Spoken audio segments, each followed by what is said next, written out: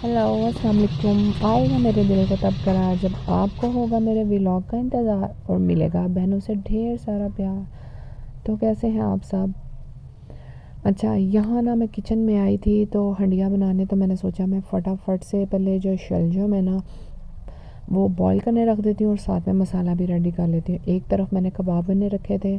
हम औरतें जो होती हैं ना वो कितनी मल्टी टैलेंटेड होती हैं कि एक जो काम है ना किचन में हम दो दो तीन तीन काम एट अ टाइम कर लेती हैं और पता भी नहीं चलता और टाइम को किस तरह हम लोग मैनेज कर लेती हैं। क्योंकि जो आजकल गैस का मसला बहुत आम हुआ है, थोड़ी देर के लिए बस गैस आती है तो फिर हमें ये होता है कि हम उस थोड़ी देर के में ना जितने हमसे काम हो सकते हैं हम फटाफट से ख़त्म कर लें। अच्छा, आप में से कौन ऐसा है जिसको बिला वजह रोना आता है या किसी सबब के तहत रोना आता है? यानी कि अगर हस्बैंड ने कुछ कह दिया तो रोने लग जाते हैं, अगर घर वालों ने कुछ कह दिया तो रोने लग जाते हैं। रोने की भी बहुत सी इकसाम होती हैं। एक जो लड़की होती है ना शादी के बाद शुरू में तो ससुराल में उसे एडजस्ट करना बड़ा ही मुश्किल लगता है, क्योंकि आप लोगों को ससुराल वालों की नेचर का नहीं पता होता। इसलिए जब कोई बात कर देता है तो हम रोने लग जाते हैं, कभी कमरे में आके रोने लग जाते हैं। तो या जब बेटियां शादी ब्याह के शुरू में आती हैं तो उन्हें घर वालों की याद आती है, उनको याद करके रोने लग जाती हैं। बस इसी तरह ही हम लड़कियों की भी लाइफ है, ज़िंदगी है। ना हम मेके की रहती हैं तो ना हम ससुराल वालों की रहती हैं।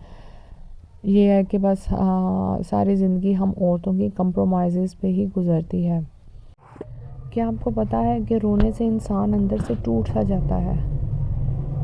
आपने बहुत ज़्यादा रोना नहीं, छोटी छोटी बातों पर रोना नहीं, अपने आप को स्ट्रॉन्ग बनाना है। चाहे कोई भी मामला हो, कैसा भी हो, अपने अल्लाह पे छोड़ें। जब आप अल्लाह पे यकीन और तवक्कल रखेंगे ना तो फिर आपको रोना भी नहीं आएगा। आपके मामलात भी अल्लाह के सुपुर्द होंगे तो आप भी आहिस्ता आहिस्ता स्ट्रॉन्ग औरत बनती जाएंगी। स्ट्रॉन्ग औरत बनने के यही तरीके हैं। मैंने बहुत सी औरतों को देखा है, बहुत सा तजर्बा इस बात से भी मेरा गुज़रा है कि जब भी कोई ज़िंदगी में मामला दरपेश आता है ना तो आप एक दफ़ा तो रो लें दिल भर कर, लेकिन फिर उस मामले को लेकर बात बात पर ना रोएं। हाँ, अल्लाह के आगे आप रो सकते हैं, लेकिन हर वक्त वो रोना वो भी ठीक नहीं होता। इस तरह आप ख़ुद नफसियाती मिसाइल का शिकार हो सकती हैं, आपके अंदर बहुत सी तोड़ फोड़ हो सकती है। आपकी सेहत है तो आप अपनी फैमिलीज़ को भी देखेंगी ना। अगर आप ही रो रो कर परेशान हो जाएंगी, आप ही रो रो कर दिल छोटा कर लेंगी तो फिर आपकी फैमिली को कौन देखेगा? इसलिए स्ट्रॉन्ग बने और ये सोचें ये ज़िंदगी का सफ़र है। गम आजमाइश ये सब कुछ ज़िंदगी का हिस्सा है, इनको साथ लेकर ही चलना पड़ेगा।